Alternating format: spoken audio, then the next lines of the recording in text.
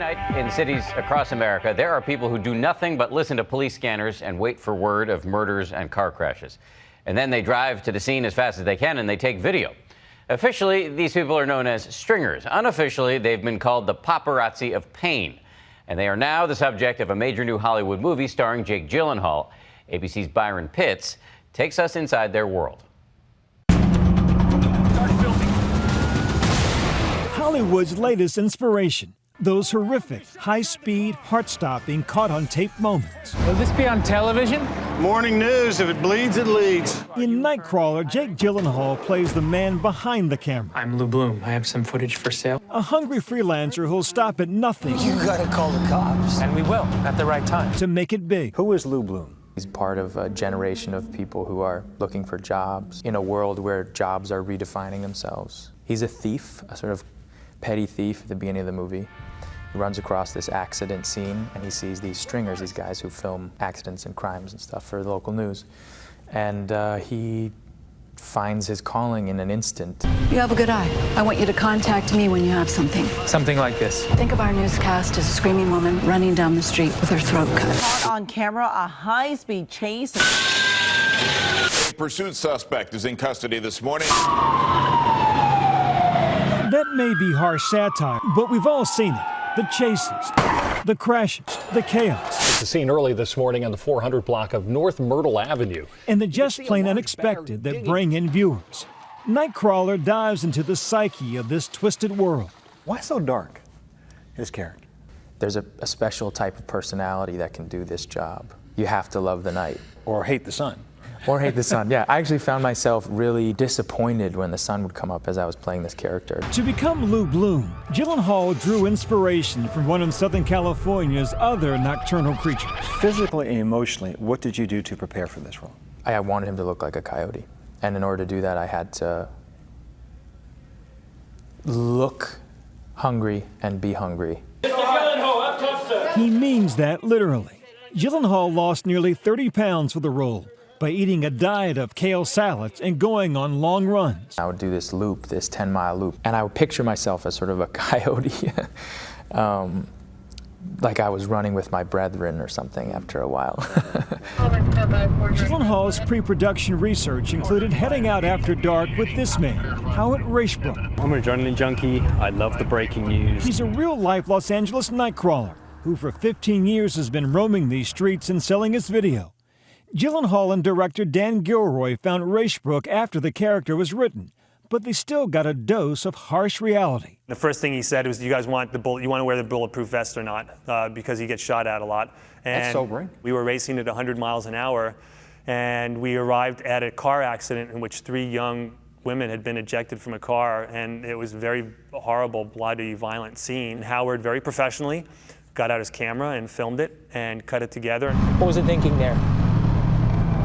I didn't ask that to hear myself speak. The sort of transformation that I went through to play this character is very different from many other roles that I played in the past. It was a physical one, it was a mental one, but more than anything, it just brought me into a world that was different than any role that I have ever played. So we hit the streets with Rayshbrook to see what his adrenaline-packed nights are really about. In your business, what's gold?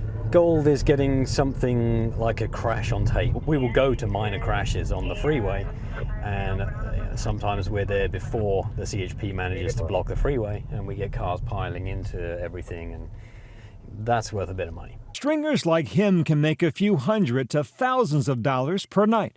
In the movie, Jake plays Lou. Are you Lou? I'm Lou to a certain extent, without the felony aspects. During downtime, Rayshbrook waits in a parking lot with easy access to the highway. 108th and Broadway, possible fatal crash. Multiple calls, you come in 3 calls, possible fatal crash. Come on.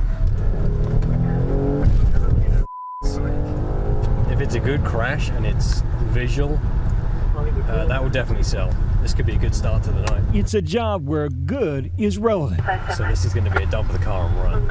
Come on. Move. As Rayshbrook arrives, police are already on the scene. Another ambulance has just shown up now as well. And this is not exactly a safe area, so we want to be careful.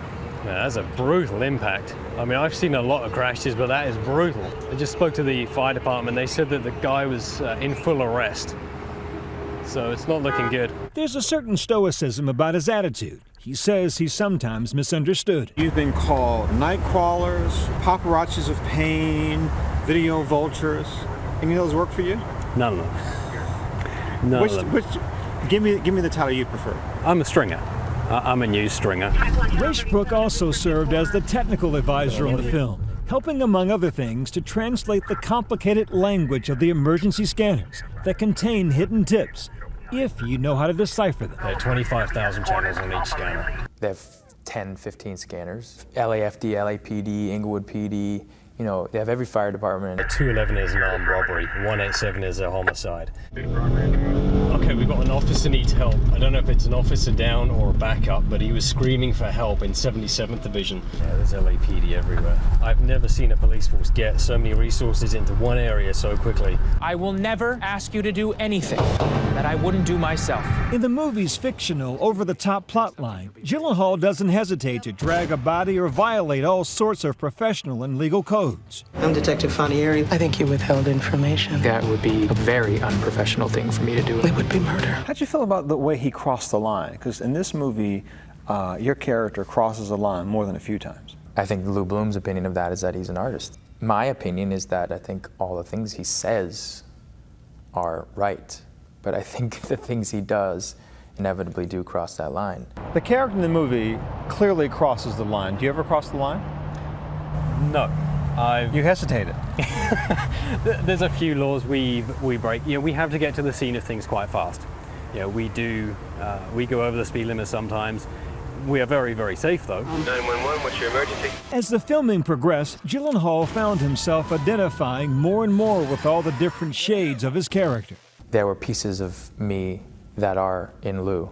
I would say a generation, I speak for myself, but I would say a generation's been raised with, which is sort of success at any cost. You know, that ambition is admired, but at the same time, I think it can be very easily misused. We want all of this. In Nightcrawler, success at any cost will make your palms sweat. For Nightline, I'm Byron Pitts in Los Angeles. And Nightcrawler will be in theaters on Halloween.